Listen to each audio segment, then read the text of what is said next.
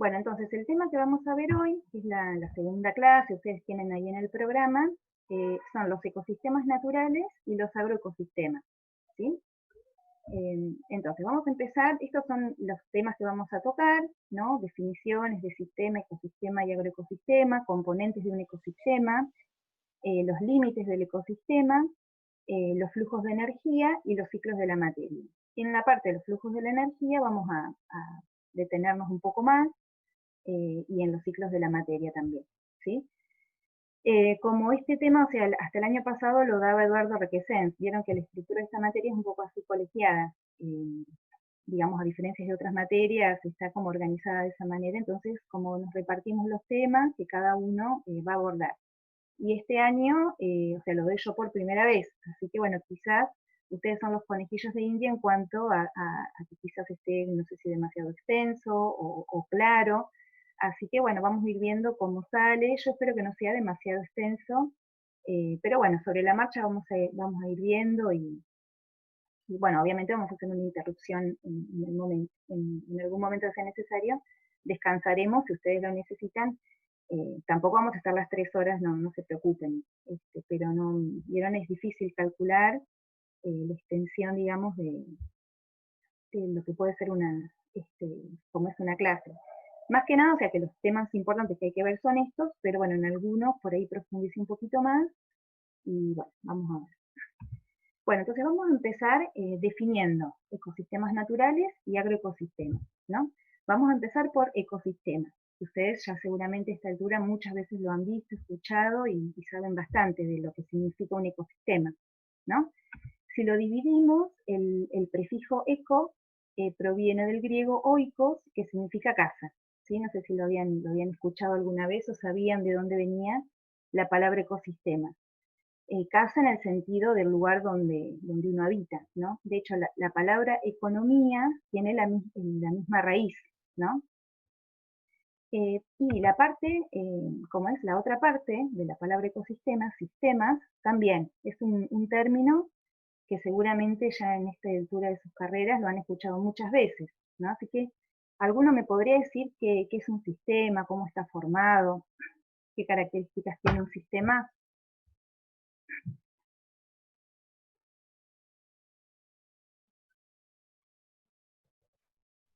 Mira, está formado por un conjunto de elementos que interactúan entre sí y pueden ser sistemas abiertos o sistemas cerrados.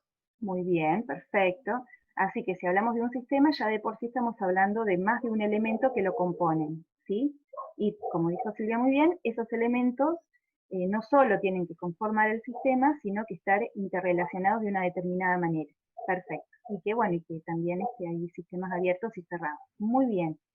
Entonces, en todos los sistemas biológicos, o sea, sistemas hay de todo tipo, ¿no? Un reloj puede ser un sistema, un auto puede ser un sistema, un televisor, ¿no?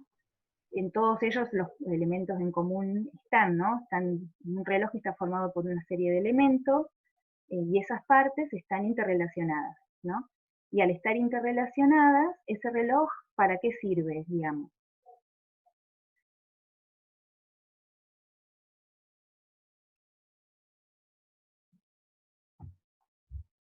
¿Para qué me serviría un reloj?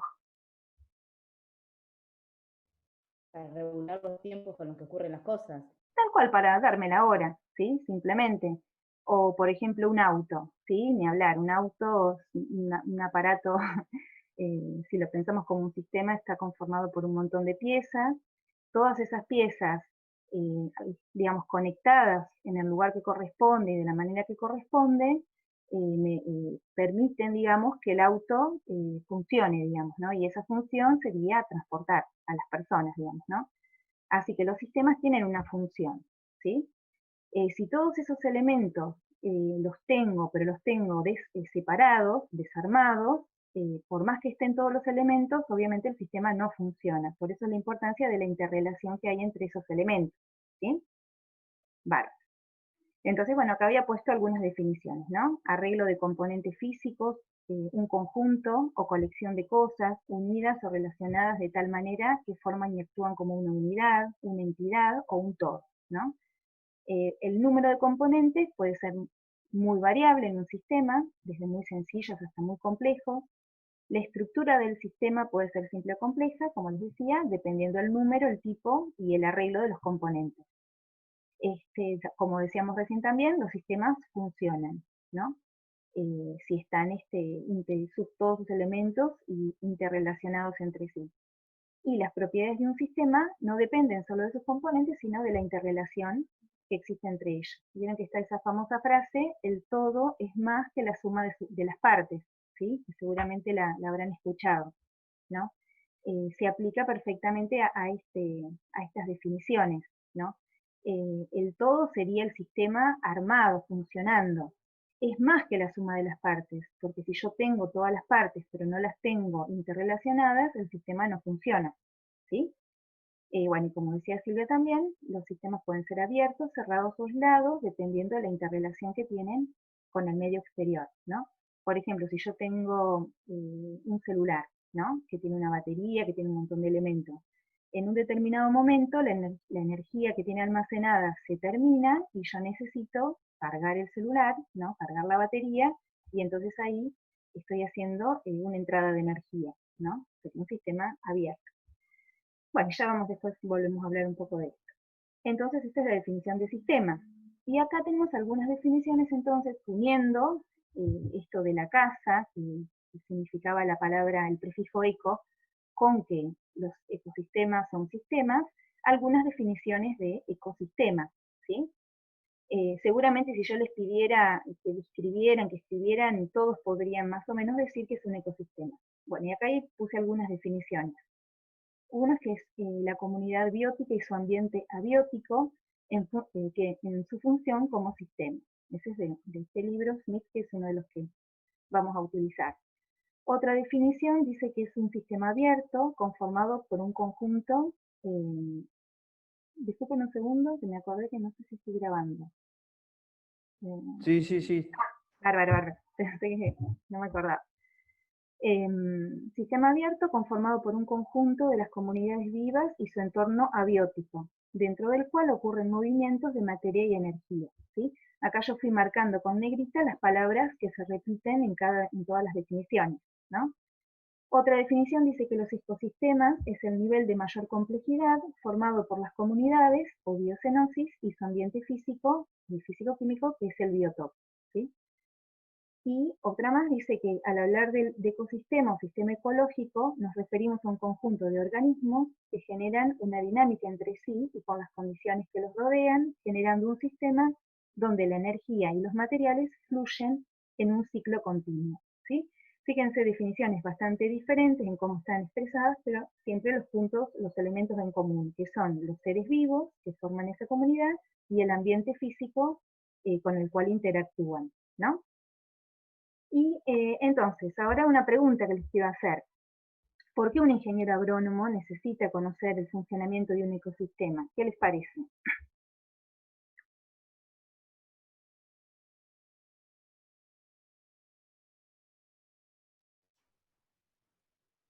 Porque trabajamos con ecosistemas todo el tiempo, los alteramos, los modificamos. Muy bien. ¿Algo más? Más allá de ser parte del ecosistema. Nosotros somos parte del ecosistema. ¿Y alguien más iba a decir algo, me parece? Yo iba a decir que como somos ingenieros agrónomos, tenemos que conocer los sistemas productivos o sea, los ecosistemas para transformarlos en sistemas productivos. Muy bien, perfecto. Porque, en fin, nuestra carrera es producir alimentos, ¿no? Exacto. O sea, donde se va a trabajar el sistema productivo es un sistema natural, o sea, es un sistema modificado por el hombre, pero que las leyes que lo rigen son las mismas que a las leyes que rigen a un ecosistema. Los flujos de la energía, los ciclos de la materia, que van a, digamos, en definitiva, las interacciones que hablábamos en ese sistema son las mismas, no son diferentes, ¿sí?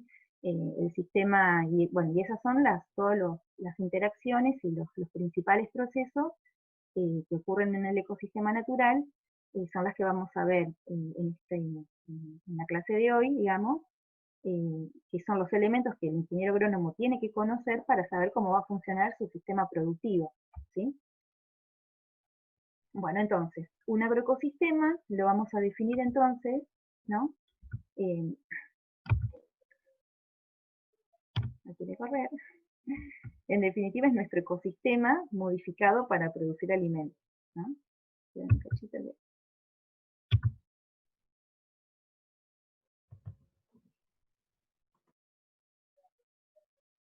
Para atrás va, pero un poquito para adelante.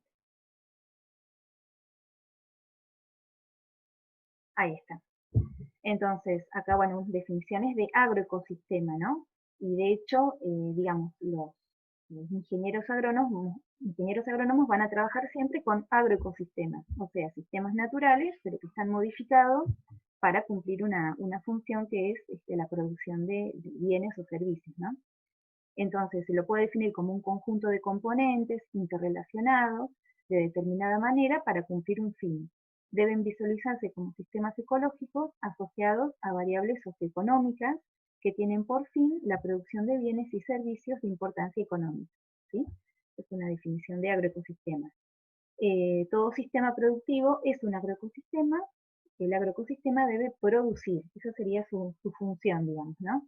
Y acá puse la definición de agricultura sustentable. No sé si con Eduardo ya él algo quizás les mencionó ya en la primera clase, pero bueno, acá hay una definición que quería agregar, ¿no? Que dice que la agricultura sustentable es aquella que mantiene en el tiempo un flujo de bienes y servicios que satisfagan las necesidades alimenticias, socioeconómicas y culturales de la población dentro de los límites biofísicos que establece el correcto funcionamiento de los sistemas naturales, agroecosistemas que los soporten. O para decirlo más sencillo, la agricultura sustentable es una agricultura que me permite explotar hoy los recursos que tengo de tal manera que no afecte la explotación que yo voy a poder hacer de esos mismos recursos en el tiempo, ¿sí? Lo tengo que hacer pensando en el cuidado de ese recurso, ¿no? Para que a futuro lo pueda seguir explotando. Bueno, entonces vamos ahora sí ya a empezar con los componentes del ecosistema, ¿sí? O sea, ¿cuáles serían los elementos que formaban ese sistema, ¿no? Entonces, otra vez me trae. Un cachito. Bueno, porque por ahí le puse mucha animación, tendría que haber hecho con menos animación. Entonces, vamos a ver que hay dos tipos de componentes básicos, como los veíamos recién en las definiciones de ecosistemas. El componente vivo o biótico y el físico o abiótico, ¿sí? El componente físico consta de la atmósfera, el clima, el suelo, el agua. Y los bióticos constituyen a todos los organismos, ¿no? Diferentes, las plantas, animales, microorganismos, todo lo ser vivo que forme parte del ecosistema. El componente biótico, a su vez,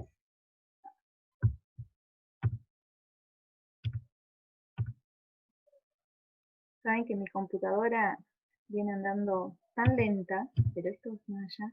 A ver, voy a sacar y por ahí pongo sin la modalidad presentación. Bueno, ahí sí. Bueno. Entonces, el componente biótico está formado por, nosotros lo clasificamos o se clasifican en el estudio de los ecosistemas como los autótrofos o productores primarios, ¿no? Las plantas verdes principalmente, los que emplean la energía del sol para transformarlos en compuestos inorgánicos a compuestos orgánicos simples.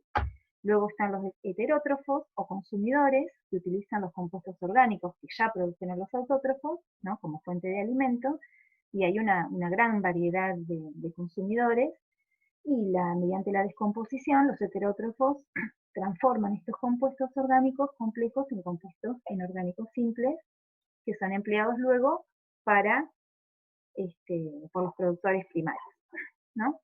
Y también se encuentran dentro del componente heterotrófico del ecosistema, suele dividirse a su vez en consumidores o descomponedores, ¿no? O sea, si bien todos son heterótrofos, es importante diferenciarlos, ¿no? Después vamos a ver un poquito más, los consumidores se alimentan de los tejidos vivos y los descomponedores de los tejidos muertos ya, y los transforman en sustancias inorgánicas. Bueno, todos estos componentes bióticos se relacionan a través de las cadenas tróficas, ¿no? que están formadas, bueno, se suele hablar, y es el concepto por ahí que uno siempre trae de la escuela primaria, de cadenas, aunque en realidad son más bien redes, porque tienen muchas interrelaciones, ¿no? Y el componente abiótico, entonces, consiste, como decíamos, en todas las condiciones donde viven estos organismos, ¿no? El aire, el agua, el suelo, los sedimentos, las partículas, la materia orgánica disuelta, en los ecosistemas acuáticos, que son particularmente importantes, ¿no? Las partículas disueltas, y la materia orgánica muerta, ¿no? Toda la materia orgánica proviene de los restos de las plantas y los consumidores, que se transforman luego gracias a los descomponedores. Es crucial para la circulación interna de los nutrientes del ecosistema, ¿sí?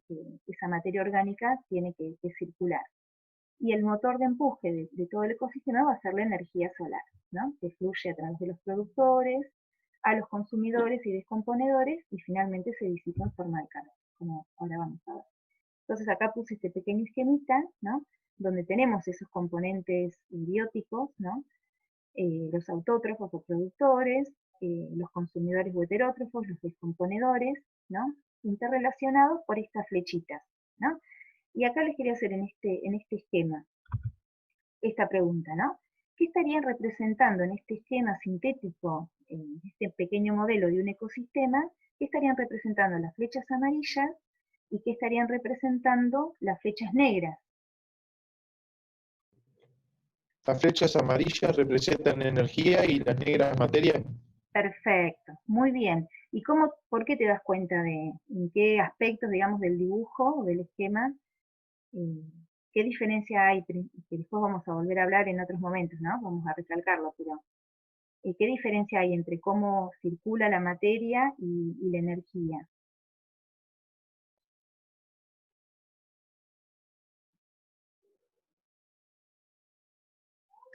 ¿Cómo? No entiendo la pregunta. ¿Por qué decís que las flechas amarillas son la energía, que está muy bien? ¿En qué aspectos del dibujo te das cuenta que es la energía y que las negras son la materia? Y porque, por ejemplo, desde el Sol Ujú, hacia un autótrofo, lo único que adquiere el perfecto, autótrofo es energía lumínica, por ejemplo, muy bien. y Vale, libera calor y energía química. perfecto, muy bien. ¿Algún otro detalle en el dibujo? Eso está excelente, ¿sí? Primero porque es el sol el sol, digamos, lo que justamente es una fuente de energía, ¿sí? Entonces ahí ya nos damos cuenta que la energía está representada por las flechas amarillas, pero hay otros detalles que le podemos sacar el jugo. Después, bueno, también que hay disipaciones de calor. ¿Cómo? Que la energía se intercambia con el sistema. Sí, pero la materia también puede tener un intercambio en el sistema. Pero hay un detalle que tiene que ver con la recirculación o no de la materia y la energía, ¿sí? Fíjense que la energía, ahora lo vamos a seguir viendo y profundizando en otros puntos, pero la energía entra al sistema, ¿no? Y va pasando de componente a componente, ¿sí? Pero no vuelve, o sea, no hay un ciclo completo, ¿sí? Llega un momento, entra y finalmente se termina disipando en forma de calor en cada uno de los componentes ¿cómo es? De la cadena trófica. En cambio, la materia sí tiene un ciclo, ¿sí? Va pasando, se va transformando de componente en componente y puede ciclar. Obviamente, si esto fuera un ecosistema, yo le podría marcar los límites y también podría haber entradas y salidas de materia, ¿sí? Como hay entradas y salidas de energía en un sistema, en cualquier sistema abierto, ¿no? Pero bueno, esos son detallecitos del esquema porque es muy sencillo, pero muy valiosa su información, ¿no? Esto que vamos a recalcar muchas veces en la clase de hoy, que la energía va fluyendo porque va en un camino que es unidireccional, ¿sí? Hasta que finalmente se termina disipando, en cambio la materia va ciclando todo el tiempo, ¿sí? Si supongamos, con una situación extrema, el Sol en algún momento se supone que sucederán, ¿no? Las galaxias, que las estrellas tienen una vida eh, como es finita, ¿no? Si supongamos el Sol dejara de existir, la fuente de energía dejaría de entrar, ¿y qué pasaría con este sistema si no tuviera esa entrada de energía.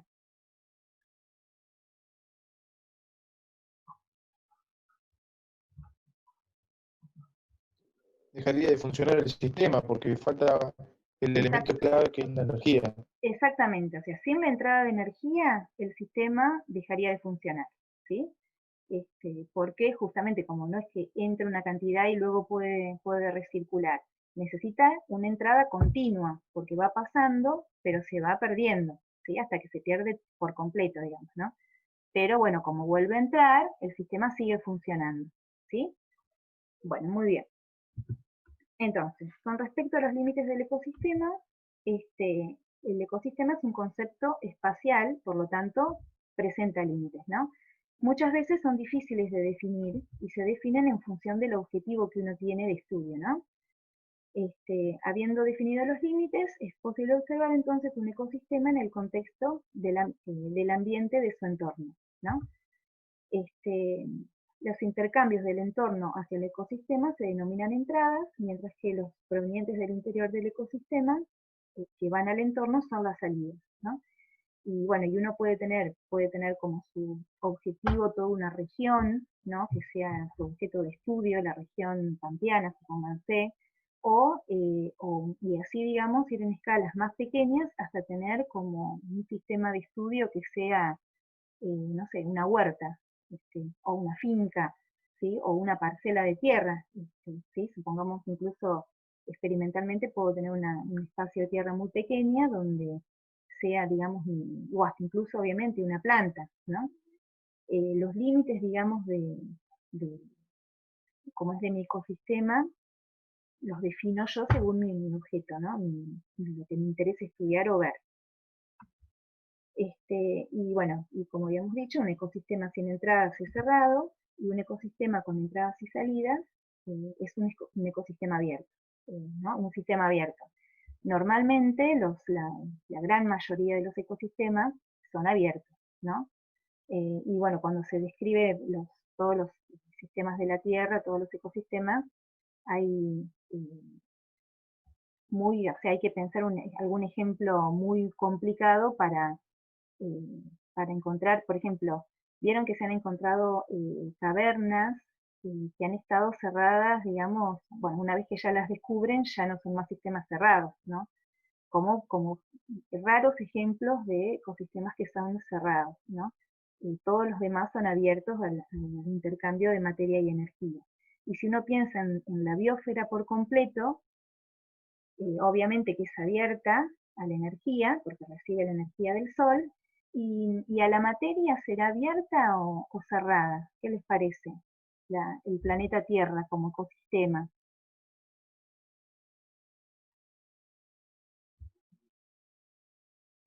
Es un sistema cerrado de energía, de materia, digo.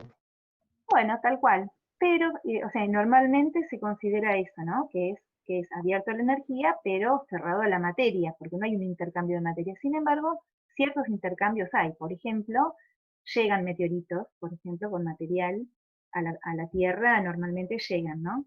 Y hoy día también es mucho la materia que sale del sistema, ¿sí? Con toda la actividad aero, digamos, toda la actividad de los astronautas y demás materiales que salen, así que por ahí ya no se podría considerar que es cerrada a la materia, digamos, ¿no? Bueno, muy bien. Bueno, y acá para contestar esta pregunta, ¿qué tipo de sistema es un agroecosistema? También pensar algún ejemplo de cosas que entran o salen al agroecosistema.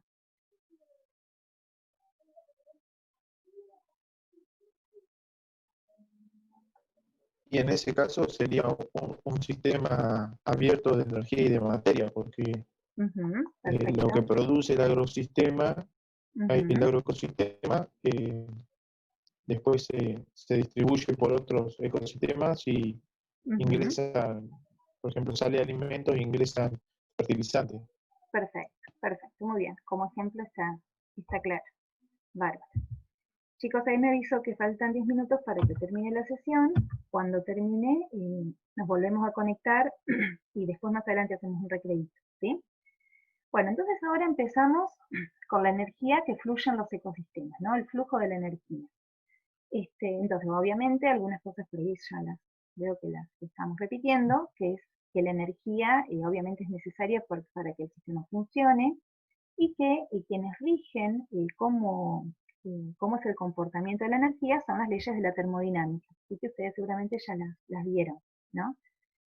Pero vamos a hacer un pequeño repasito nada más para tener en cuenta porque nos sirven para comprender cómo es el funcionamiento y cómo es el flujo de la energía.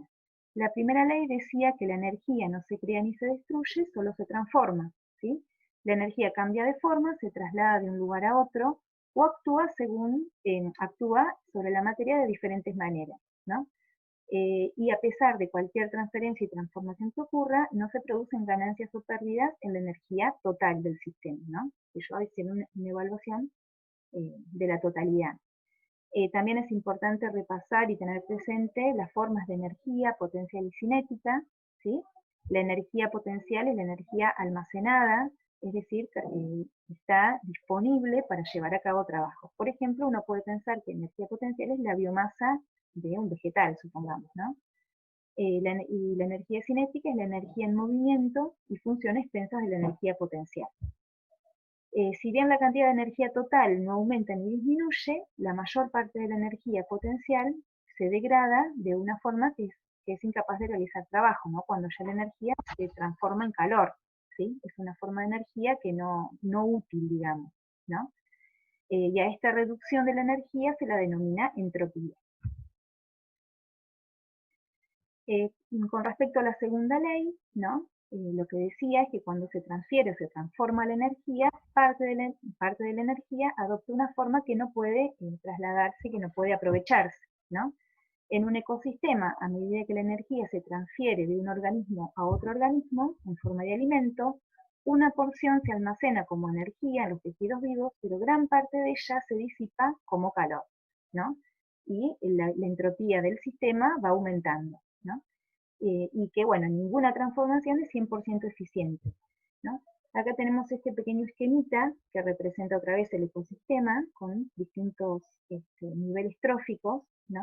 Fíjense que los herbívoros y carnívoros, o sea, los consumidores están representados con estos hexágonos y los productores con este símbolo. Esta es toda una simbología que se utiliza para hacer modelos de ecosistemas de un autor llamado Odum, y bueno, y se pueden utilizar, tiene, bueno, reglas que uno tiene que seguir para poderlos construir, por ejemplo, bueno, que los consumidores se dibujan con hexágonos, los productores con este símbolo, hay tanques de almacenaje también en un sistema, y uno puede hacer todo un gráfico y modelar, y hasta incluso, digamos, agregándole los números, hacer un modelo matemático para ver cómo funcionan los ecosistemas, ¿no? Entonces, bueno, acá tenemos esa entrada, a partir de la entrada de energía del Sol, en cada uno de los pasos hay energía que se disipa y que no se puede aprovechar, de modo que lo que pasa al siguiente nivel, ¿no? Cada vez es menos cantidad de energía. Y acá en este otro esquemita, bueno, volví a poner el mismo, y esta otra forma de representar cómo es la relación entre los niveles tróficos, la relación en la cantidad de energía, también se construyen estos gráficos que se llaman pirámides de energía, donde se puede ver que la base, que son los productores, contienen una cantidad de energía mucho mayor, y la que logra pasar al siguiente nivel es bastante menor. Y así, a medida que voy subiendo, en los niveles, ¿cómo es?, tróficos, me voy perdiendo mucha cantidad de energía, ¿sí? Después vamos a hablar un poquito más adelante de que se pueden calcular esas eficiencias, qué tan eficiente es un consumidor en obtener la energía del nivel trófico anterior, digamos, ¿no? Y esto también me permite entender por qué no hay cadenas tróficas tan largas. Si bien, como decíamos, son más bien redes, ¿podría yo poner acá otro nivel trófico? ¿Qué les parece? ¿Podría sostener un ecosistema con un nivel trófico acá todavía más arriba?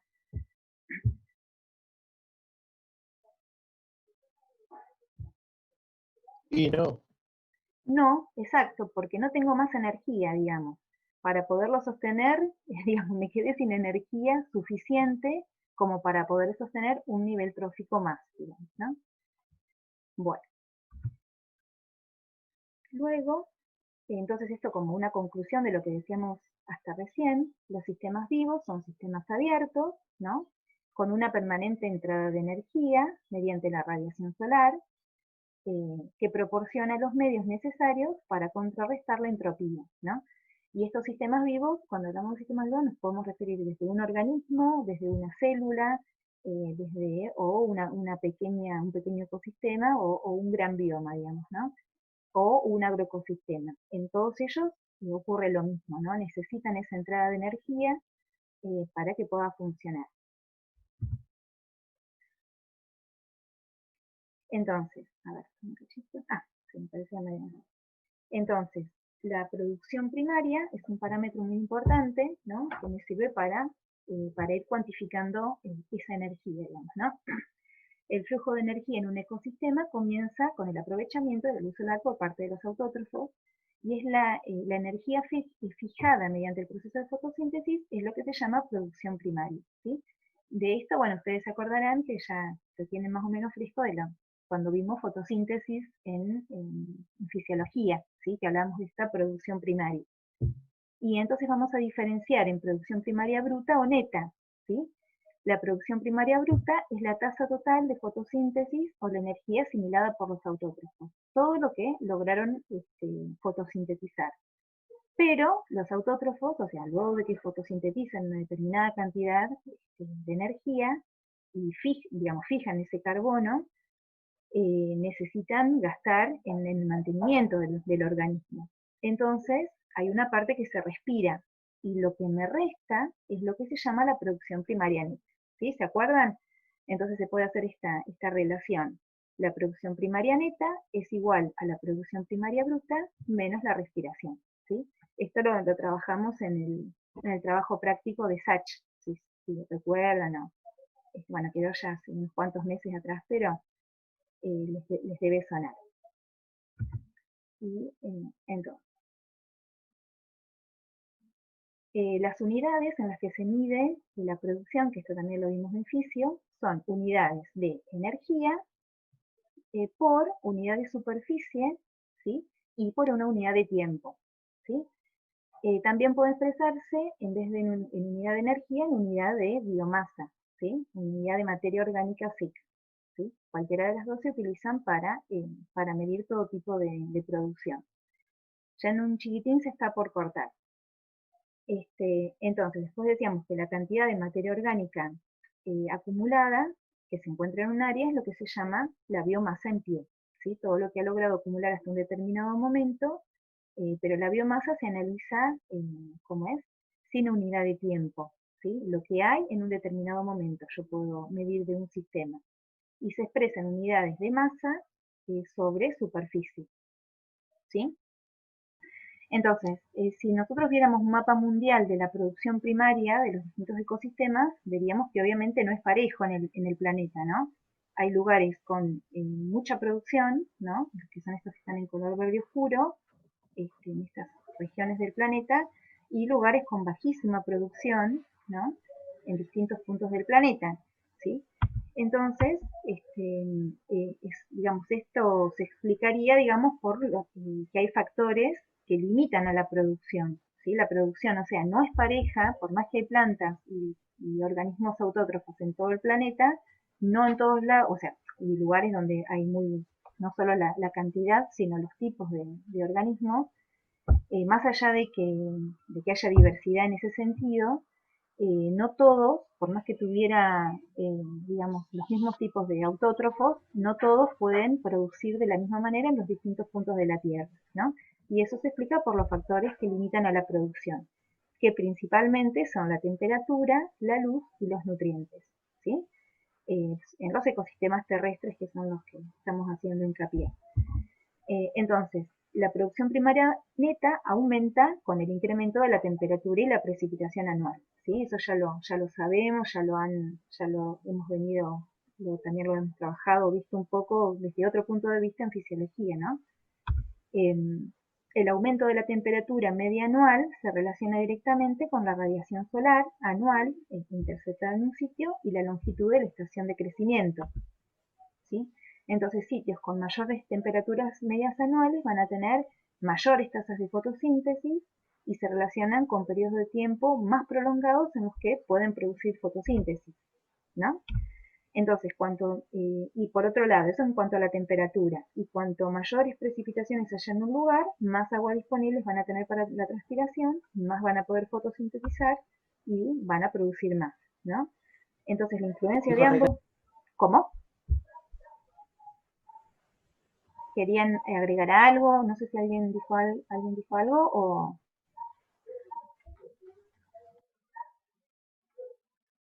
¿Continúo? Cualquier cosa me interrumpen, ¿sí? Entonces, ambos factores, temperatura y precipitación, influyen, o sea, a su vez están estrechamente relacionados, ¿no? Eh, bueno, entonces, la combinación de temperaturas cálidas y adecuada disponibilidad de agua permiten que haya mayor producción primaria, ¿sí? Entonces, obviamente, en ese mapa uno puede interpretar que las regiones de mayor producción primaria neta se dan en la zona ecuatorial, donde las temperaturas son cálidas y las precipitaciones son abundantes durante todo el año, o sea, no hay estacionalidad en la precipitación. Van a entonces darse las tasas de fotosíntesis más elevadas. Y en la medida que uno se aleja del Ecuador hacia norte y sur, empieza a ser cada vez más marcada la estacionalidad de la precipitación, entonces se reduce la estación de crecimiento. Y, bueno, me quedó mal, se reduce obviamente la producción primaria neta en consecuencia, ¿no? En las regiones templadas, de latitudes medias, como sería por ejemplo lo que pasa en nuestra región, hay una fuerte estacionalidad, ¿no? En cuanto no solo con la temperatura, sino también con las precipitaciones, ¿no? Y eso obviamente marca un limitante para la producción de los vegetales, ¿no? Y bueno, y a su vez hay otros factores que ustedes saben que también influyen de manera más local, ¿no? Por ejemplo, la cercanía o la lejanía a la costa, ¿no? A medida que uno se aleja más de las costas, las temperaturas y las precipitaciones van disminuyendo con la consecuente reducción de la producción primaria neta, ¿no? Y hay un esquema que es bastante interesante, digamos, que explica según las temperaturas y las precipitaciones, ¿no? Los tipos de biomas que serían factibles encontrar en los distintos puntos del planeta, ¿no?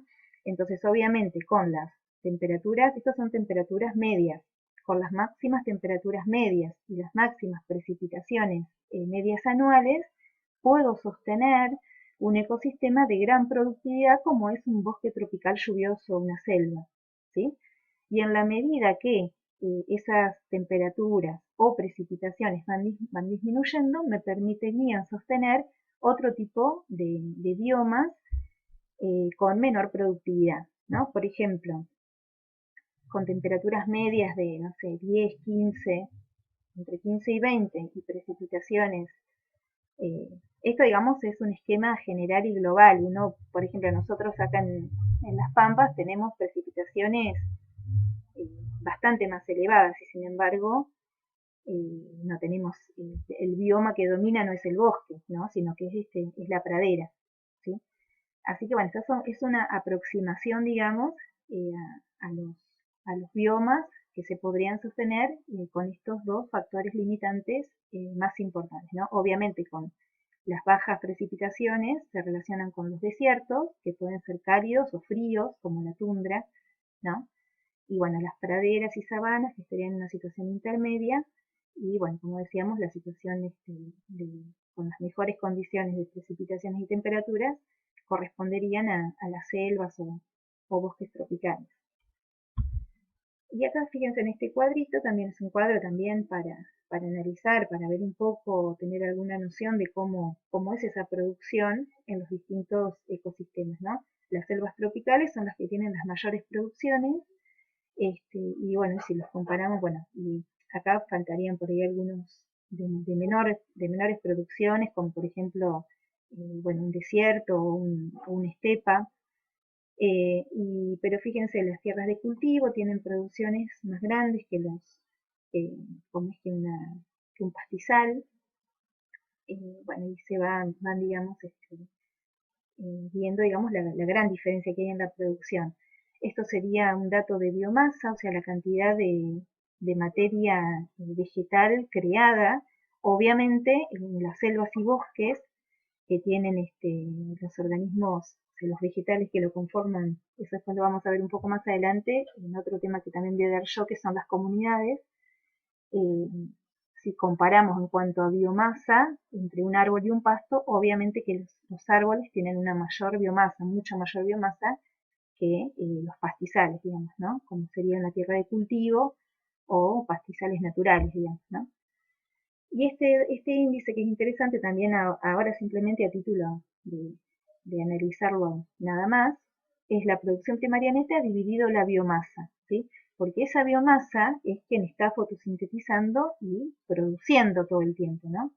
Entonces, fíjense que las tierras de cultivo y los pastizales naturales tienen muy alto índice, porque si bien tienen menos biomasa, esa biomasa al no tener en el, digamos, en el vegetal que no tiene estructuras leñosas, casi toda su materia verde fotosintetiza y produce, y no tiene tanto mantenimiento en estructuras que hay que mantener porque respiran, pero que no producen, como por ejemplo el leño de los árboles, ¿sí? Los árboles, al tener estructuras leñosas, esas estructuras leñosas ya no fotosintetizan, pero sí respiran, digamos, ¿no? La parte viva del leño. Así que bueno, esos datos como para que tengan una idea nomás. Bueno, entonces, y habíamos dicho también, mencionamos, o sea, hablamos bastante de las precipitaciones y las temperaturas, o el agua y la temperatura, como los principales factores que determinan la productividad, que limitan la productividad, pero también mencionamos la disponibilidad de nutrientes, que también es importante y también muchas veces limita la productividad en un ecosistema, ¿no? Los nutrientes esenciales necesarios para el desarrollo de las plantas ejercen su efecto directo sobre la producción, ¿sí? Entonces, bueno, otro aspecto también que vamos a ver es que la producción primaria no es siempre igual, digamos, no solo que se distribuye de manera desigual en los distintos puntos de la Tierra, sino que en un mismo lugar no es igual con el paso del tiempo, ¿no?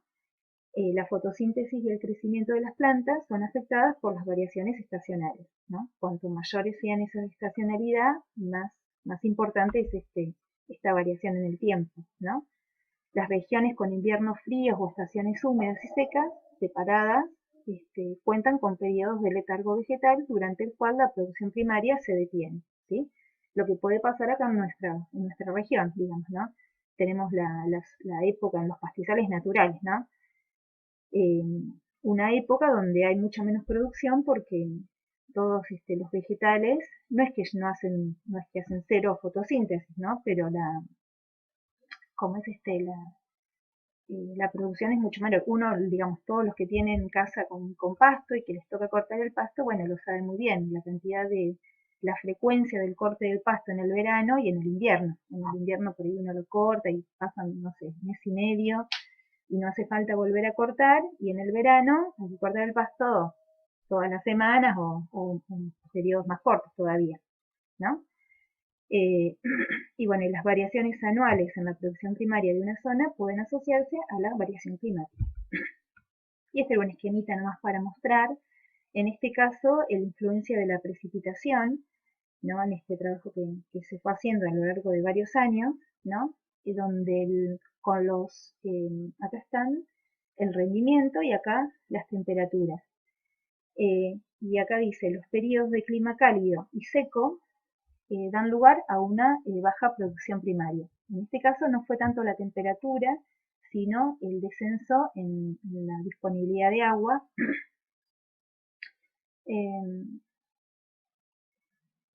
Y en este caso, en estos años de acá, los periodos de clima frío y húmedo producen como resultado periodos de elevada producción, ¿sí? O sea, la producción estuvo en este caso muy ligada a la disponibilidad de agua, ¿no? Como factor limitante. Bueno, después también hay disturbios como herbivorismo o incendios que también pueden ocasionar obviamente variaciones en la producción primaria neta, ¿no? El pastoreo excesivo de praderas o la defoliación en bosques por insectos, por ejemplo, o también en pastizales, a veces cuando son eventos ya, ¿cómo se dice? Bueno, el pastoreo excesivo puede ser una práctica o una manera, digamos, de trabajar un campo de cultivo, pero por ejemplo, los casos de los insectos como las langostas son eventos excepcionales, digamos, no es que todo el tiempo un cultivo puede ser atacado por una manga de langostas, digamos, ¿no? Pero bueno, obviamente que cuando ocurre, o un evento como un granizo, por ejemplo, destruye la biomasa, en el caso de los insectos se la comen o en el caso del granizo queda destruido y obviamente la productividad en ese momento va a descender significativamente, ¿no? Y los incendios también, ¿no? Ayuda a aumentar la producción en los años húmedos, pero si se trata de un año seco pueden disminuir. O sea, los incendios son prácticas, digamos, bastante complejas y con muchas variantes, ¿no? Muchas veces, bueno, pueden tener algún efecto beneficioso, pero hay que, bueno, saberlo, cómo es, manejar muy bien porque en otras situaciones no, pueden ser muy perjudiciales. Bueno, ¿vamos bien hasta acá, chicos? Sí, Luciana. Bueno, ahora. Entonces, hasta ahora estuvimos hablando, hasta recién, de la producción primaria. Ahora vamos a hablar de la producción secundaria, ¿sí? Producción primaria y secundaria se refieren simplemente primaria, estamos hablando siempre de los autótrofos, ¿sí? De los productores. Y cuando hablamos de producción secundaria vamos a incluir a todos los consumidores, ¿sí? Entonces, la producción primaria neta es la energía que disponen los heterótrofos de un ecosistema, ¿no? En base a todo lo que lograron producir en la producción primaria neta los autótrofos, a partir de ahí empiezan a entrar en juego, digamos, los consumidores. Parte de la energía de la materia vegetal es consumida, ¿no? Perdón, parte de la materia consumida no es asimilada, ¿no? Se expulsa del cuerpo los desechos, en el caso de un consumidor, ¿no? Y el resto de la energía sí logra ser asimilada, ¿no? De la energía asimilada, a su vez, ¿no? Una parte se emplea en el metabolismo y mantenimiento, que puede incluir la captura o cosecha de alimentos, la realización de trabajos, el mantenimiento o el desgaste corporal del animal, ¿no? La energía empleada para el mantenimiento finalmente se libera en forma de calor, ¿sí? La energía que queda del mantenimiento y respiración se destina a la producción, o sea, el desarrollo de nuevos tejidos y la producción de descendencia, ¿sí? A esta energía es la que se la denomina producción secundaria. Y bueno, y tiene unidades de medida igual que la producción primaria, ¿no? En gramos por unidad de superficie y unidad de tiempo. O sea, en definitiva, para sintetizar, el animal come, digamos, ¿no? Primero, no todo lo que tiene disponible, supongamos, imaginamos una vaca que come el pasto, no come todo el pasto, algo siempre deja, ¿sí? Eso por un lado. Luego, una vez que el alimento llegó al estómago, no todo lo que llega al estómago va a transformarse, va a ser asimilado. Parte pasa de largo, digamos, en el sistema, como es, en el proceso de digestión del animal y se elimina en forma de heces, ¿sí? Lo que resta sí es lo que logra asimilar, los que finalmente se transforman en nutrientes y entran al cuerpo de la vaca. Pero de todos esos nutrientes que entran al cuerpo de la vaca hay un gasto en mantenimiento, ¿sí? Básicamente la respiración. Lo que reste de una vez que ya respiró y que mantiene su cuerpo, entonces eso sí va a poder ser empleado para crecer, ¿sí? Y para reproducirse. Si no tiene esa energía extra, bueno, se le va a dificultar, digamos, el poder crecer o el poder reproducirse, ¿sí? Entonces, la producción secundaria depende de la primaria, ¿no? Esto es desde una mirada más del ecosistema, ¿no? La producción primaria, entonces, se dice que limita a la producción secundaria, ¿sí? Y hay, bueno, un montón de estudios que se han hecho, estos que no sé por qué quedaron como medio claritos, ¿no? Pero en el eje de las X está la producción primaria, y en el eje de las Y diferentes maneras de analizar a la producción secundaria, ¿sí? Por ejemplo, acá por ejemplo está directamente analizada la producción secundaria, o sea, cómo se comporta la producción secundaria en función de la producción primaria. Y vemos que es una relación lineal. Cuanto más producción primaria haya disponible en un ecosistema, es posible sostener a más producción secundaria. Y cuanto menos producción primaria haya, menos producción secundaria puede haber. Si se acuerdan el grafiquito que mostraba hace un rato de las pirámides de energía, si la parte de abajo de la pirámide es más pequeña, va a poder sostener a barras, digamos, más chiquitas arriba. Y cuanto más grande sea la producción primaria, más grande también va a poder ser la producción secundaria. Entonces, los consumidores difieren en la eficiencia de producción. Entonces, como decíamos, todos los procesos que decíamos recién, cuánto asimila, cuánto finalmente lo transforma o le queda disponible para crecer o reproducirse, o incluso del alimento que tenía, cuánto logra ingerir, va a ser bastante variable entre los distintos tipos de consumidores, ¿no? En los ecosistemas hay variaciones entre los consumidores en cuanto a la eficiencia para transformar la energía consumida en producción secundaria. O sea, no todos van a transformar la energía en producción secundaria de la misma manera.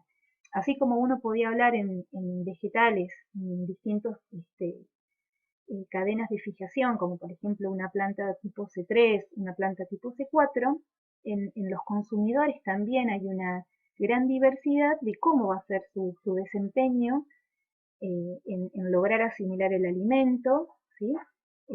O en lograr producir más biomasa, digamos, ¿no? Entonces, acá tenemos algunos parámetros que vamos a usar, ¿no? Del alimento que se ingiere, lo vamos a llamar de letra I, una proporción es asimilada, pero el resto se usa en forma de desechos, ¿sí? Vamos a usar esas iniciales. Y de la energía que se asimila, parte se va a emplear en la respiración y lo que reste va a quedar para la producción, ¿sí? Hasta ahí. Entonces, vamos a definir tres tipos de eficiencia. Una se va a llamar eficiencia de consumo, que es la proporción. Son todas proporciones y se pueden hacerlos, digamos, multiplicándolos por 100, calcularlo en porcentaje. Es la proporción de ingestión respecto a la producción del nivel trófico superior. O sea, de todo lo que tenía disponible, cuánto finalmente comió, digamos, ¿no? Define la cantidad de energía disponible que se consumió. Por ejemplo, no es lo mismo un herbívoro que come un pasto, supongamos, que un herbívoro que se alimenta de árboles, ¿sí? En el árbol, seguramente, digamos, el herbívoro va a comer las hojas, pero no va a comer las ramas, ¿sí? Porque las ramas son, bueno, mucho más duras y difíciles de digerir. Y en un carnívoro, por ejemplo, que también se pueden hacer estos cálculos, digamos, hay muchas partes de un animal que no son consumibles. Por ejemplo, el cuero, las partes duras, no las puede comer. Entonces, un carnívoro, supongamos, no sé, un lobo caza un conejo, y bueno, toda la piel no la va a consumir. Así que ahí va a haber diferentes grados de esta eficiencia de consumo. Después también se puede calcular una eficiencia en la asimilación, que es la proporción de lo que asimila respecto de lo que comió, ¿sí? Y esto ya tiene que ver con cuestiones más del metabolismo de cada organismo, ¿no? Cuánto logra digerir y asimilar. Es una medida de la eficiencia con que el consumidor aproveche la energía del alimento, ¿no? Difieren ampliamente esto entre ectotermos y endotermos. ¿Se acuerdan cuáles eran los ectotermos y endotermos? ¿Qué tipos de organismos serían, digamos, para tener una idea? Los ectotermos eran los que regulaban su temperatura corporal con el ambiente, digamos. Al revés, esos son los endotermos.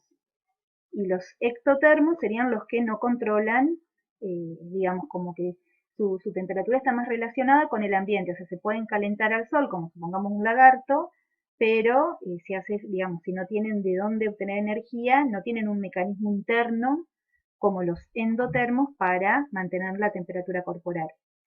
O sea, los endotermos serían los mamíferos y aves que podemos controlar y mantener una temperatura constante más allá de la temperatura del ambiente, ¿sí? Y los ectotermos están mucho más ligados a las variaciones ambientales, ¿no?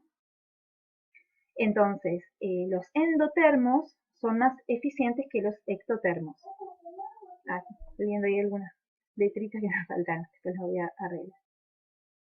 Y bueno, después yo les voy a dar un ejercicio, porque bueno, después les iba a comentar que les voy a dar un trabajo práctico con 2 o 3 puntitos para resolver, y un ejercicio es jugar un poco con estos números, o sea, les voy a dar una tabla con datos de cómo es, de lo que asimila, consume, respiran distintos tipos de animales para poder calcular estas eficiencias y bueno, tener una idea comparativa, no es para estudiarlo o para saberlo, sino para tener una idea, ¿no?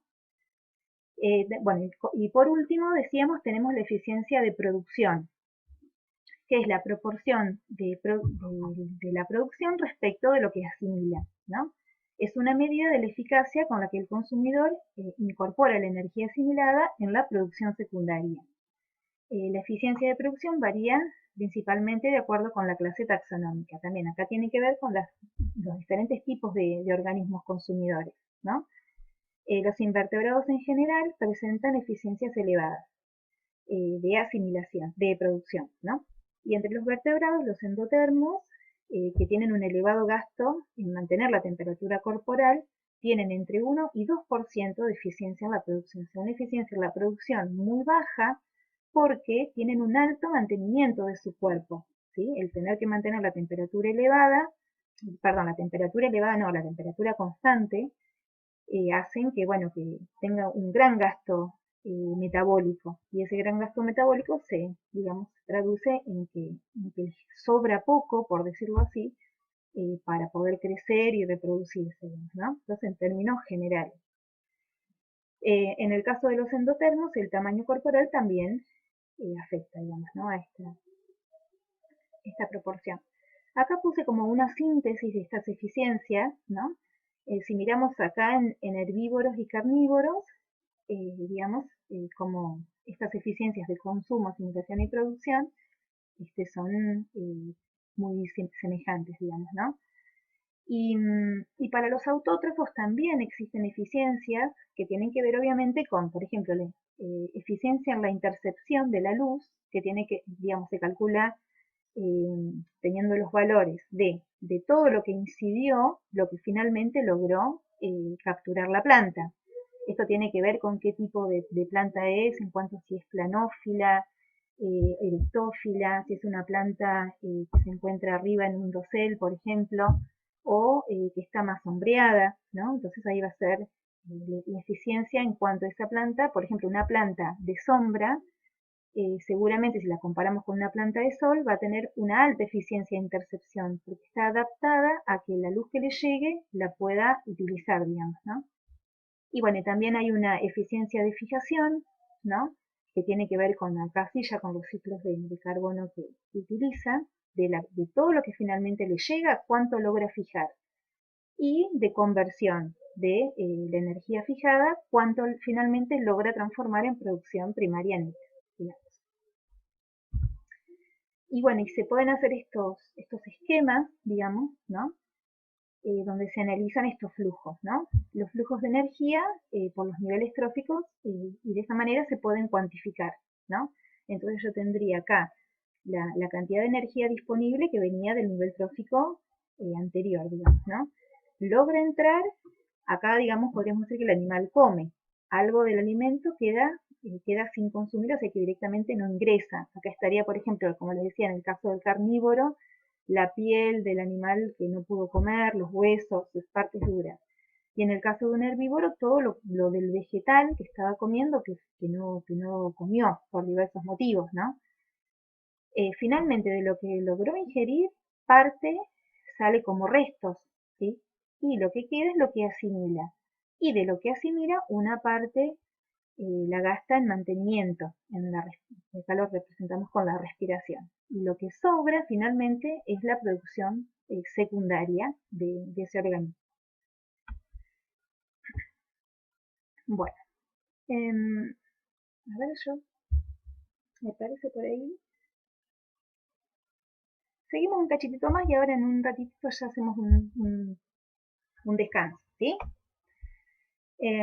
Entonces, los ecosistemas cuentan con dos cadenas tróficas principales, ¿sí? La cadena trófica, como decíamos recién, era este esquema, ¿no? Por donde, digamos, están todos los componentes bióticos del sistema relacionados entre sí porque unos se comen a otros, digamos, ¿no?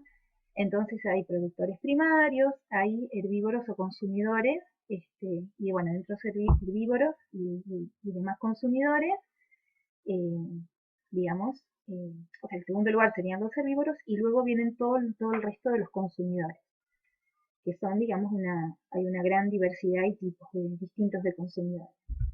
Y bueno, como decíamos, existen dos tipos de cadenas tróficas, ¿no? Una se llama de los herbívoros o de herbivoría y la otra es la de los detritívoros, ¿no? Y esta clasificación se basa según en la materia orgánica, en la fuente de energía principal para los consumidores herbívoros, ¿no? Entonces, en la cadena de herbivoría, la fuente de energía para los herbívoros son las plantas, ¿sí? O sea, dependen de la producción primaria neta, ¿sí? En cambio, en la cadena de los detritos, la fuente de energía para los herbívoros es la materia orgánica muerta o detritos. Acá tenemos los esquemas, ¿no? De las dos cadenas, que obviamente están interrelacionadas entre sí, pero que difieren en ese aspecto. Esta sería la cadena de los herbívoros, porque los herbívoros se alimentan de los productores. Y esta sería la de los detritívoros, porque los herbívoros se alimentan de los detritos o de la materia orgánica disponible en ese sistema. En la cadena de herbivoría el flujo es unidireccional, porque la única manera de entrada, digamos, es a través de los productores, ¿sí? Los productores sí o sí son el primer eslabón y tiene que ir pasando la energía y por eso se dice que es unidireccional. En cambio, la cadena de los detritos va recirculando todo el tiempo, porque, por ejemplo, estos herbívoros que se alimentan de estos detritívoros, en algún momento también aportan a la materia orgánica cuando ellos mueren o con los restos, digamos, de lo que ingieren, ¿sí? Y los carnívoros que se alimentan de estos herbívoros, lo mismo, también van aportando a la fuente, digamos, inicial de energía de esta cadena, ¿sí? En la cadena de los detritos, cada uno de los niveles tróficos de consumidores se recicla, ¿sí? Así que bueno, esos son, como este esquema me parece está bastante claro para verlo, digamos. Y a su vez, obviamente, las dos cadenas están mutuamente relacionadas porque todos los eslabones, o sea, las plantas, los herbívoros y carnívoros de la cadena de los herbívoros también aportan a la cadena de los detritos. A este componente aportan todos, ¿sí? Cuando mueren los organismos o con los restos de herbívoros y carnívoros, con las heces y orina, todos aportan a a este componente. Si se aplican los valores de eficiencias a cada uno de los niveles tróficos, se puede conocer o estudiar el flujo de la energía de todo el ecosistema, ¿no? La producción de cada nivel trófico constituye la entrada para el nivel trófico siguiente. La producción sin consumir, o sea, los individuos que se mueren o los desechos, van todo a la materia orgánica muerta. El flujo de la energía global por el ecosistema, que pasa por el ecosistema, digamos, está en función entonces de esa producción primaria neta, que es la energía disponible al inicio, ¿no? Y toda la energía que entra por la producción primaria neta se pierde finalmente por la respiración. La importancia relativa de las dos cadenas tróficas y la tasa en la que fluye la energía por los niveles tróficos varía ampliamente entre los diferentes ecosistemas. O sea, dependiendo del tipo de ecosistema del que se trate, va a ser más importante la cantidad de energía que circula por una cadena o por la otra. Y algo para resaltar es que esta cadena de los detritívoros es una cadena en que pocas veces se la tiene en consideración. Es como está más oculta, podríamos decir, con organismos más pequeños y pasan más desapercibidos, Entonces, muchas veces tendemos a olvidarnos de la importancia que tiene. Y la importancia que tiene es crucial, ¿no? Porque a través de estos detritívoros es que la materia orgánica puede volverse a transformar en mineral, ¿no? Que ahora después lo vamos a ver. Nos queda, digamos, el último tramo. Relacionado hasta ahora, bueno, trabajamos mucho, como les decía, hablamos de los componentes del ecosistema, y hablamos bastante de la energía, cómo se estudia esa energía, cómo va fluyendo, cómo se pueden calcular a partir de las eficiencias. Y ahora nos resta hablar de la parte de los nutrientes, ¿no? Cómo la materia, digamos, cicla en los ecosistemas, ¿no? Entonces vamos a hablar todas las cuestiones que nos quedan vinculadas a los nutrientes. Bueno, entonces, el flujo de energía a través de los ecosistemas se basa en el carbono. También, bueno, vamos a ver esto, les comento también que la relación que es muy estrecha, obviamente, entre este flujo de la energía y ciclo de la materia, ¿no? Entonces, la energía está muy relacionada con el carbono porque a partir de la fijación de dióxido a compuestos de carbono orgánicos, a partir de, digamos, lo que llamamos la producción primaria, la energía puede entrar a la cadena trófica y finalmente va a volver a la atmósfera a partir de la respiración, ¿no? Este carbono vuelve a la atmósfera. La producción primaria depende de la absorción de un conjunto de nutrientes minerales esenciales y su incorporación a los tejidos. O sea, no solo obviamente utiliza el carbono y lo fija utilizando la energía del sol, sino que estos nutrientes, habíamos dicho que de hecho es uno de los factores limitantes más importantes en la producción. Son necesarios también para la planta y esenciales, y bueno, también de paso repasamos que los vimos en fisiología, ¿no? Sin estos nutrientes esenciales la planta no puede realizar muchas de sus funciones, ¿no? Entonces, cada elemento tiene su propia historia de origen y movimiento a través del ecosistema, ¿no? Son absorbidos por las plantas y desde allí se van desplazando en la cadena trófica a partir de, digamos, componente a componente, y de esa manera van circulando. Cuando el tejido vivo muere, los nutrientes vuelven al suelo o a los sedimentos, ¿no? La materia orgánica muerta toma su camino a través de la cadena trófica de los descomponedores, como habíamos visto recién, ¿no? Y la mayoría de los nutrientes se van reciclando dentro del ecosistema. Varios descomponedores microbianos transforman los nutrientes orgánicos a una forma mineral, ¿no? Lo pasan de materia orgánica a materia inorgánica. Y de esa manera quedan los nutrientes disponibles nuevamente para las plantas, ¿no? Así que todo esto es lo que se llama, es una circulación interna que tienen los ecosistemas de los nutrientes. Por eso fíjense la importancia, como decía recién, de esta cadena de detritívoros, porque si no existiera, si no estuviera presente en un ecosistema, se quedaría, digamos, este ciclo interrumpido, ¿no? Entonces, la descomposición es un proceso complejo que es llevado a cabo por una gran variedad de organismos, ¿sí? Es el proceso clave del reciclado de los nutrientes, justamente es esta descomposición, ¿no? Que sería la ruptura de enlaces químicos formados durante la construcción de tejidos, tanto animales como vegetales.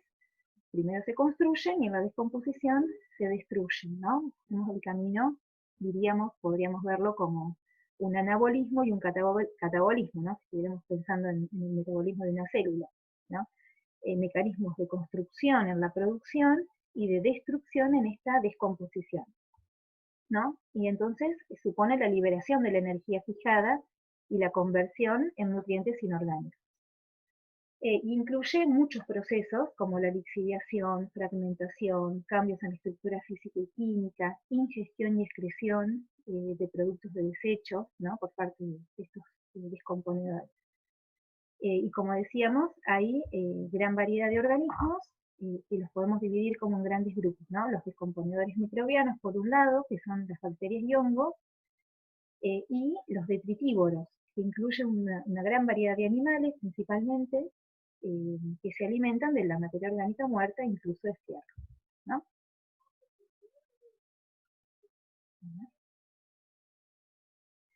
Entonces, se los puede clasificar en grandes así entonces como decíamos recién, la microflora, ¿no? O descomponedores microbianos, incluye a las bacterias y hongos, y las bacterias están más relacionadas con la materia animal muerta, y los hongos con la descomposición de los vegetales, la materia vegetal. No de manera exclusiva, pero sí más relacionado cada uno de estos dos grupos con distintos tipos de descomposición de materia orgánica, digamos, ¿no? Y dentro de los detritívoros invertebrados se los clasifica también, esto simplemente no para que lo tengan que estudiar, pero se los clasifica según el tamaño de los organismos, ¿no? Por ejemplo, la microfauna y microflora se le llaman a organismos que miden menos de 100 micrones, ¿no? Como por ejemplo protozoos y nematodos, todos presentes en el suelo. La mesofauna son organismos que miden entre 100 micrones y 2 milímetros, que incluye ácaros, gusanos blancos, colémbolos, y después la macrofauna y megafauna, la macro que mide entre 2 y 20 milímetros, y la megafauna más de 20 milímetros, que acá están incluidos los milpies, las lombrices, los caracoles, pequeños crustáceos, y cada uno de estos organismos que cumplen funciones fundamentales, ¿no? Si pensamos, por ejemplo, las lombrices, ¿no? La importancia que tienen, ¿no? En estas transformaciones, ¿no? De esta materia orgánica del suelo. Los factores que influyen en qué tan rápido se haga la descomposición, o sea, en la tasa de descomposición, están relacionadas con la calidad de los desechos, por un lado, y con el ambiente físico, como siempre, por otro, ¿no? La calidad de los desechos tiene que ver con si son compuestos orgánicos ricos en glucosa o en monosacáridos, son generalmente más fáciles de descomponer, ¿no? Y se consideran que son de alta calidad. Compuestos, materia orgánica rica en celulosa y hemicelulosa están en una situación intermedia en cuanto a la calidad, y compuestos orgánicos que sean ricos en lignina, que es de los elementos más difíciles de descomponer, se considera que es de baja calidad, ¿no? Y obviamente esto, si uno se imagina, no sé, si uno tiene, no sé, un pedazo de tronco, por ejemplo, si pensamos cuánto tiempo tarda en descomponerse, sabemos que es muchísimo más grande el tiempo que va a demorar esa descomposición si lo comparamos con, no sé, una montañita de pasto que tenemos, por ejemplo, ¿no? Así que eso en cuanto con respecto a la calidad de los desechos. Y obviamente el ambiente físico va a influir también en esa tasa de descomposición, ¿no? Las propiedades del suelo van a influir, la textura, que va a tener que ver va a influir, digamos, indirectamente en la cantidad de agua y aire que puede haber en el suelo, el pH, y el clima, ¿no? La temperatura y las precipitaciones. Las temperaturas que están directamente vinculadas a la actividad microbiana, ¿no? Con bajas temperaturas y baja humedad se reduce un nivel la actividad microbiana, y por lo tanto la descomposición va a ser mucho más lenta, ¿no? El ambiente óptimo para los microbios es un ambiente tibio y húmedo, ¿no? Cuanto mayor sea esa temperatura y humedad disponible, más rápido va a ser la descomposición. Algo, por ejemplo, que a mí me había pasado, me ha venido pasando desde que hago el compost, que no hace mucho tiempo, es que me olvidaba de regarlos, digamos, como que no tenía en consideración la importancia de aportar agua a ese ambiente, digamos, donde está ocurriendo la descomposición, para facilitar digamos, el proceso, ¿no? Y bueno, y en el caso, digamos, de mi compost, que está en el patio, bueno, ahí la temperatura mucho no puedo hacer, porque en el invierno es la época de descanso en un clima con estacionalidad. Bueno. Los nutrientes de la materia orgánica se mineralizan durante la descomposición, ¿sí? Entonces, vamos a hablar digamos, de este concepto que es tan importante, que esta materia orgánica que cayó al suelo, que fue atacada por organismos descomponedores, digamos, dentro de esa descomposición, si la analizamos en detalle, se pasan por distintas fases, digamos, ¿no?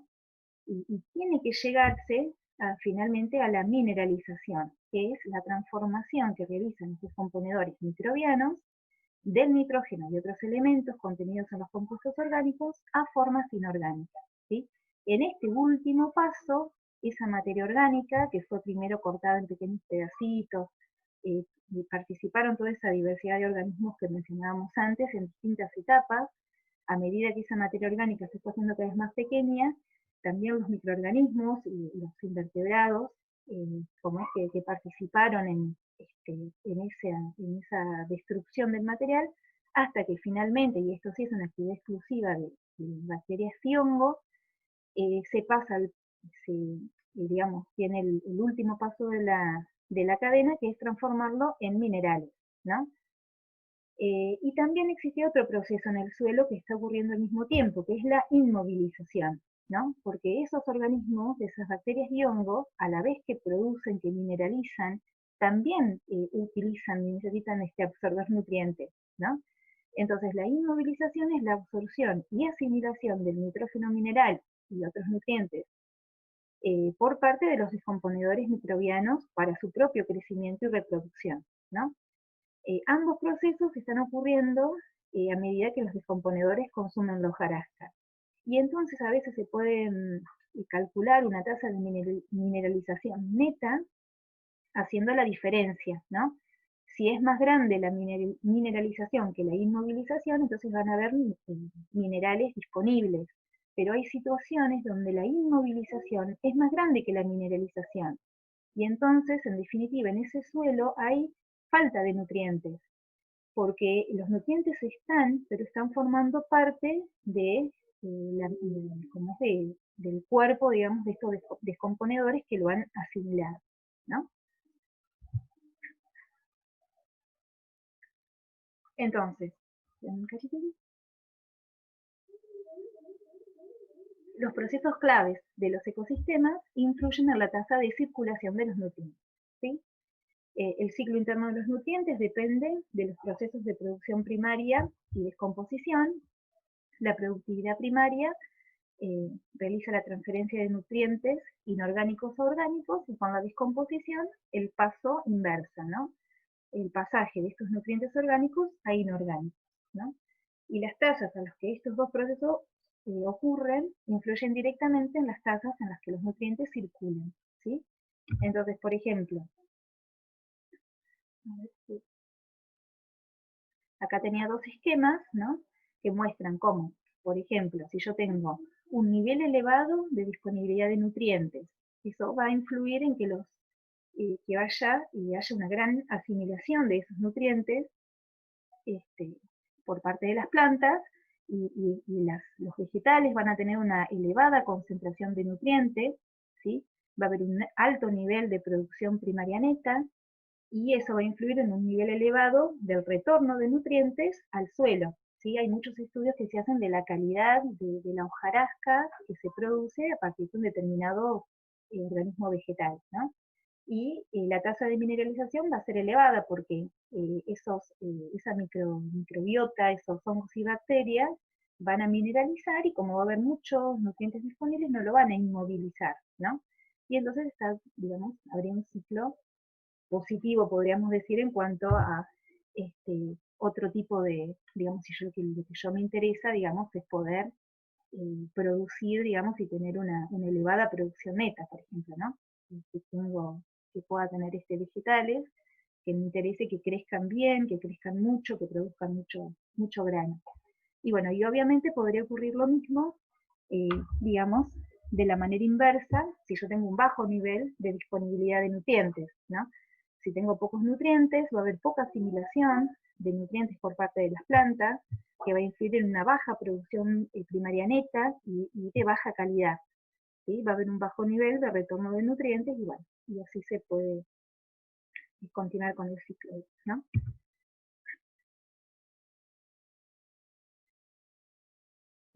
Por el otro lado, entonces, y bueno, ya vamos, y de a poco vamos a ir concluyendo. Nos queda hablar de los ciclos biogeoquímicos y del ciclo del agua, que bueno, el ciclo del agua vamos a hacerlo rápidamente a modo de repaso, ¿no? La circulación interna de los nutrientes dentro del ecosistema implican, como ya dijimos y repetimos muchas veces, la producción primaria y la descomposición. Pero no todas las transformaciones, digamos, y en estos procesos intervienen obviamente organismos, ¿no? Pero no todas las transformaciones de elementos del ecosistema son realizadas por seres vivos.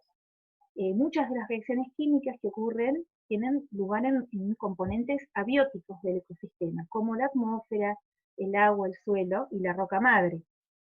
Entonces, todos los nutrientes fluyen o ciclan desde los componentes no vivos del ecosistema a los vivos y vuelven de nuevo los elementos no vivos mediante una ruta más o menos cíclica conocida como ciclos biogeoquímicos, ¿sí?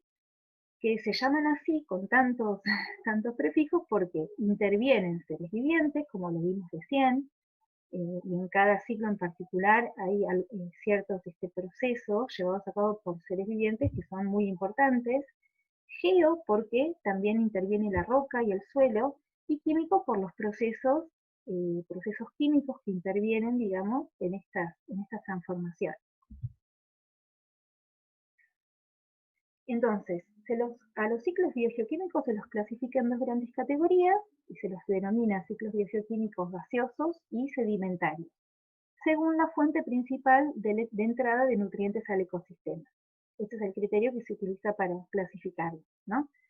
En los ciclos gaseosos, la reserva principal de nutrientes es la atmósfera, ¿sí? Y los océanos. Y son globales porque, digamos, al estar la atmósfera como principal entrada de nutrientes, influyen, digamos, a nivel global. Y los ciclos sedimentarios también, digamos, no es que no son menos globales porque el reservorio principal es el suelo, las rocas y los minerales. Entonces, se puede analizar desde puntos de vista, digamos, como más puntuales, digamos. Las formas disponibles son las sales disueltas en el agua, en el suelo, en el suelo, bueno, lagos, arroyos y mares. Y el ciclo mineral varía de un elemento a otro, pero consiste principalmente en dos fases, una fase rocosa y una fase de solución salina, ¿sí? Una vez disueltas, se introducen en el ciclo del agua. O sea, el ciclo del agua está vinculado con todos los ciclos biogeoquímicos como medio de, digamos, de transporte de estos nutrientes. Con ella se mueven a través del suelo hacia los arroyos y lagos y finalmente llegan a los mares, donde se quedan por un tiempo indefinido, ¿no? Otras sales vuelven a la corteza terrestre a través de la sedimentación. Se incorporan a los depósitos de sal, limo y piedra caliza. Y cuando vuelven a erosionarse, se incorporan de nuevo al ciclo. Existen muchos tipos diferentes de ciclos sedimentarios, ¿sí? O sea, cada ciclo tiene sus particularidades, ¿no? Los ciclos sedimentarios y gaseosos constan de procesos biológicos y no biológicos, ambos son conducidos por el flujo de la energía a través del ecosistema, y ambos están unidos al ciclo del agua, esto como una generalidad, digamos, ¿no? Yo les voy a dar digamos, en la actividad que pensé para que ustedes trabajen, son cuatro puntos, digamos, ¿no? Bueno, dos son preguntas así muy sencillas y para no dar todas las, digamos, podía darlo en el teórico, cada ciclo con sus particularidades, y después dije, bueno, esto puede quedar como actividad, también como para variar un poco, y entonces yo les voy a mandar el capítulo del libro donde lo pueden leer, o también lo pueden leer de otro lado si ustedes quisieran, eso no habría problema, y que ustedes hagan la descripción o anotando los puntos más importantes del ciclo del carbono, del nitrógeno y del fósforo, de esos tres ciclos, que son los que más nos interesan ahora, digamos. También van a encontrar los otros ciclos que, bueno, no es necesario que los lean, como el del azufre, pero el del nitrógeno, el fósforo, y el del carbono también es muy sencillo también porque es básicamente todo digamos, el ciclo de la producción, el que está más estrechamente relacionado a la energía y el que más conocemos, y con ese no van a tener problema, pero sí mirar en el ciclo del nitrógeno las particularidades, y en el del fósforo las particularidades de cada uno de esos ciclos. Bueno, todos los ciclos biogeoquímicos constan de componentes básicos como son las entradas, la circulación interna y la salida. Esta puse química. en este caso de un bosque, ¿no? Y la entrada de nutrientes depende de cada ciclo, cómo va a ser esa entrada. Por ejemplo, los ciclos gaseosos, como decíamos recién, el carbono y el nitrógeno son ejemplos de ciclos gaseosos, ingresan a través de la atmósfera, o sea, la fuente de esos nutrientes está en la atmósfera. Y después, bueno, cada uno, digamos, ingresa con mayor o menor facilidad, ¿no? En el caso del carbono, la fijación es relativamente fácil, digamos, ¿no? Pero en el caso del nitrógeno, que bueno, después lo van a leer, pero ustedes saben que el nitrógeno atmosférico es muy inerte y necesita, digamos, de ser fijado biológicamente para que ingrese digamos, a la cadena trófica, digamos, ¿no? Por eso la importancia de esos organismos fijadores que ustedes van a leer y bueno, que seguramente ya lo han escuchado también y ya lo han visto en otras materias. De hecho, se considera la fijación biológica de nitrógeno como el segundo proceso, después de la fotosíntesis, el más importante, ¿no? Después, los ciclos sedimentarios, como el del calcio y el del fósforo, las entradas dependen de la meteorización de las rocas y los minerales. Después, bueno, la lluvia, la nieve, las corrientes de aire, los animales hacen aportes suplementarios al suelo, ¿no? Y las precipitaciones aportan nutrientes, formando lo que se conoce la deposición húmeda.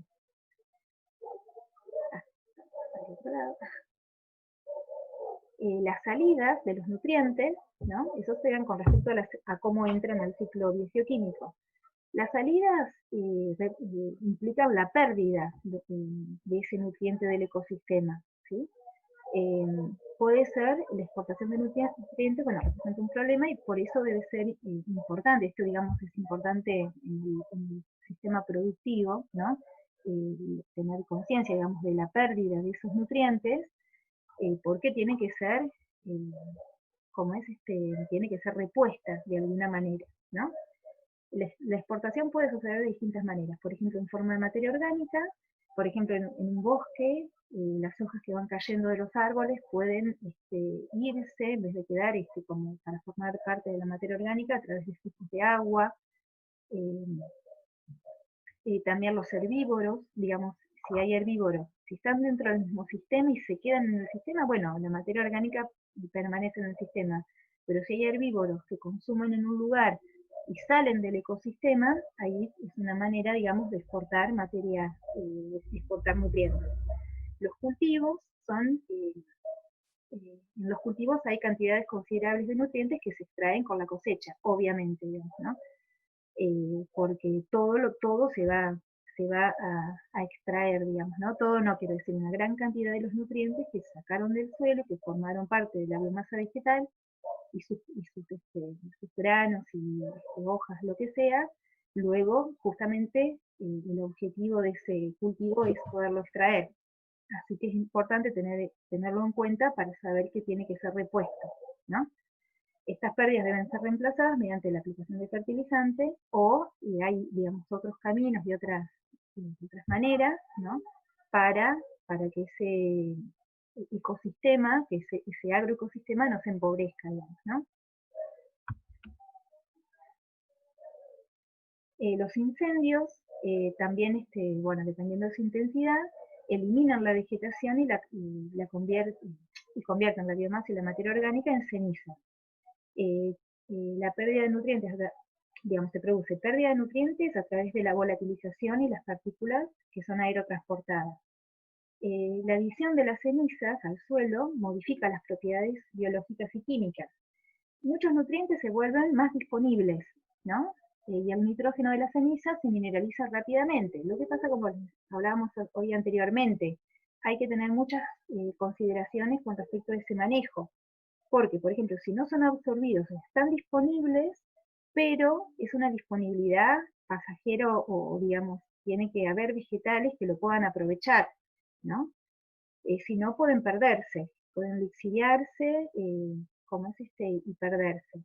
La escorrentía aumentada por la disminución de la demanda de agua para la transpiración. Y la alta disponibilidad de los nutrientes en el suelo, junto con el aumento de la escorrentía, pueden hacer que se pierdan estos nutrientes que se hicieron más disponibles, pero tienen que poder ser aprovechados enseguida, ¿no?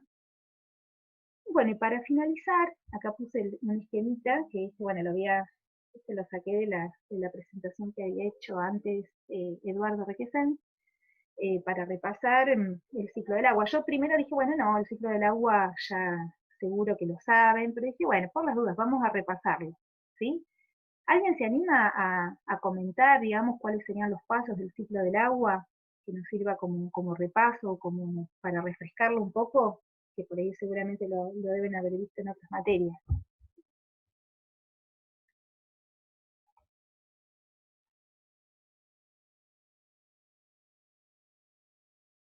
¿Quién se anima?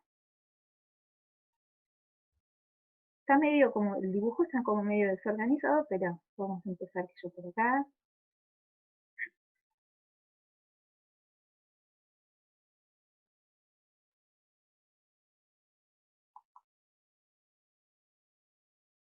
¿Alguien quiere? Y ya, después ya vamos finalizando. Esta es la última filmina.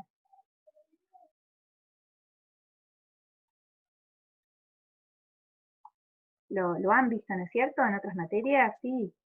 A mí se me mueve un poco la pantalla para verlo, porque tengo un problema con internet que está muy inestable y no me deja ver el gráfico. Pero básicamente es agua que ingresa de la atmósfera en forma de precipitaciones, que pueden ser en forma de agua o nieve.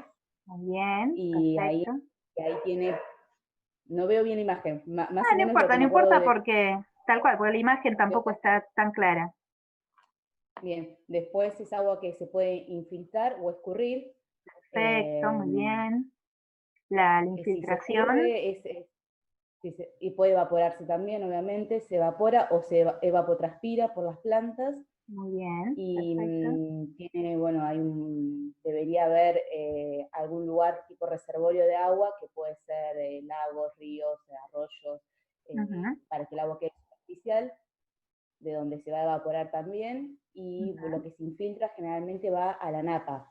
Perfecto, es lo que está representado acá. No sé si me falta algo más porque no veo la imagen, así que No. estoy hablando con lo que me acuerdo. No, no está perfecto. Y lo único que faltaría para cerrar el ciclo, que tanto o bien a través del agua subterránea, que tiene una circulación muy lenta, pero circulación al fin de agua, o a través de las aguas superficiales, a través de ríos, el agua llega nuevamente a los océanos. Y en los océanos representan las grandes superficies de evaporación, porque si bien, como vos decías, obviamente en el continente, sobre la Tierra, también hay evaporación.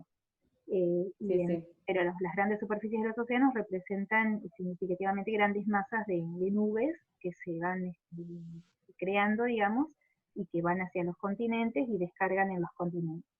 Así que bueno, perfecto, gracias Silvia. Bárbaro. No, de nada. Bueno, y eso era la última presentación a modo ¿cómo es? De repaso, ¿sí?